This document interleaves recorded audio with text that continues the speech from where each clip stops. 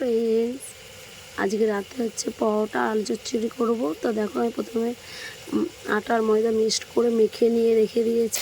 আর এদিকে দেখো আমি একেবারে প্রেসার কুকারে পাঁচফোড়ন, টমেটো, শুকনো লঙ্কা ফোড়ন দিয়ে আলুটা ভাজে দিয়েছি। আমি যেটা প্রেসার কুকারে সিটি দেবো, ওই আলুটা ডাইরেক্ট একবার প্রেসার কুকারে সিটি একেবারে ভেজে নিচ্ছি। ওখানে একটু জল দিয়ে সিটি দিয়ে নেবো, আলু চচ্চড়ি করবো তাই।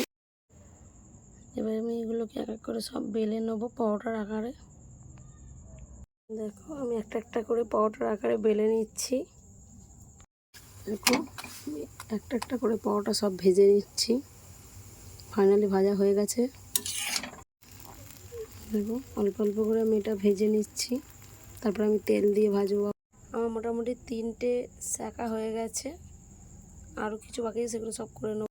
তৈরি দেখো